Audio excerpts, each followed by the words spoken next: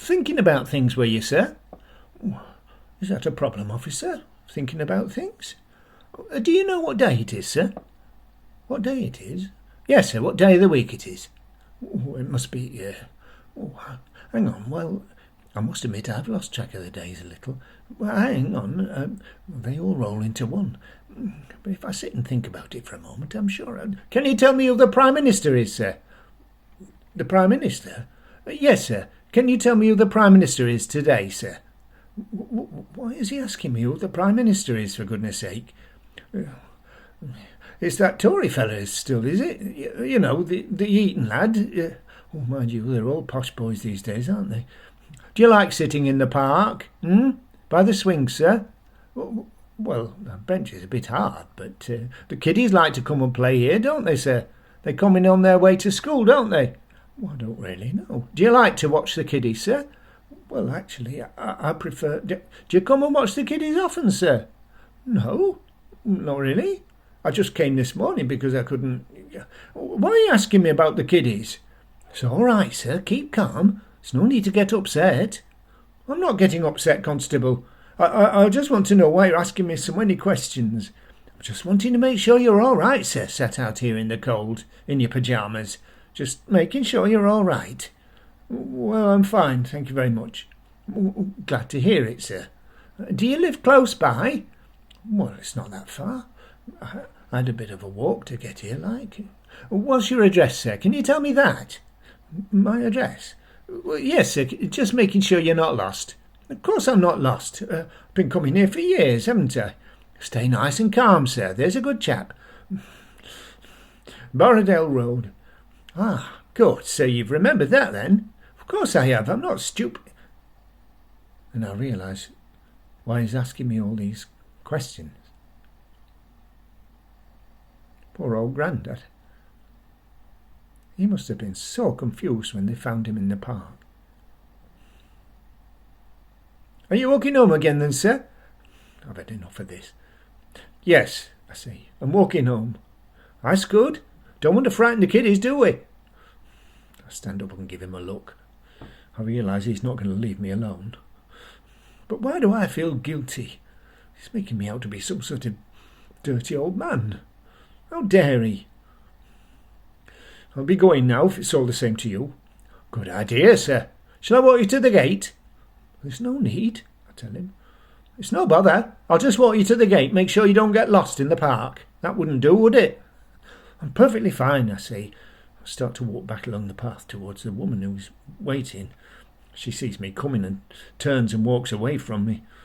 She must have left Spuggy tied up somewhere. Busybody.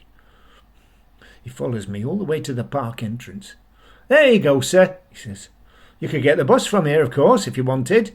I'm perfectly happy walking, thank you. Or a taxi. Do you want me to call you a taxi, sir? No, thank you. Oh, before you go. What? I'll take your name, sir, if I may. He's not asking to see if I remember it this time. He's asking so he's got me on his radar. That's what I'm thinking. His tone. It's accusing. Mason, I say. Alec Mason. Oh, thank you then, Mr. Mason. You'll get home safe, won't you? He's fiddling in his breast pocket and he pulls out a little notebook. I walk away without waiting for him to write it down. What number Borrowdale is it, sir? He calls after me, but I'm not going to tell him that.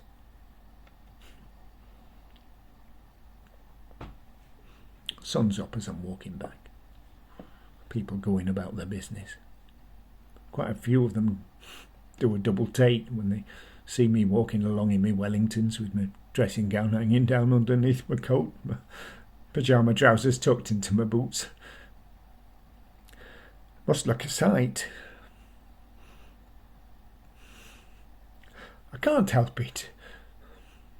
It's been a troubling night and I found I'm weeping a little bit as I walk along. That really doesn't help the stares. Never seen an old man crying.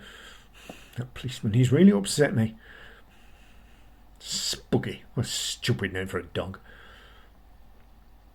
I get back to the house and I just look up at the bedroom window. That creeping weird feeling starts up again somewhere in my chest. Oh, there's no feeling worse than not wanting to go into your own house. That's how it was when Jill died. Couldn't go in. I hated being in there.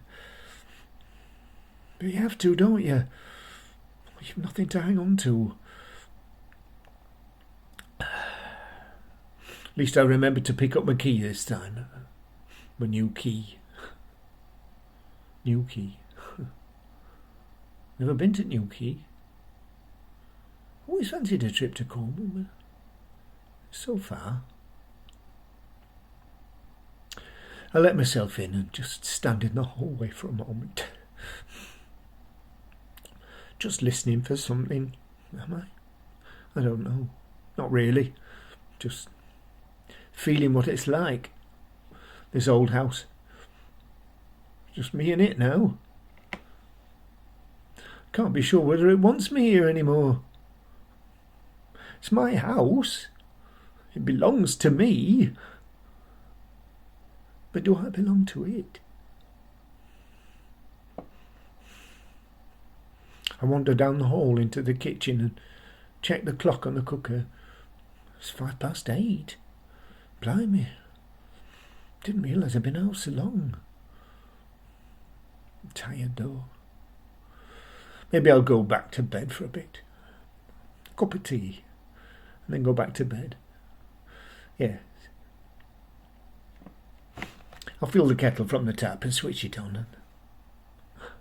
There's a robin out on the lawn. Fancy that, eh? 2 in as many hours. And there's that fat ginger Tom from number 68 walking along the top of the fence. Oh, I don't like it. Always doing its business on my lawn. Keeps coming into the house too. I don't know how.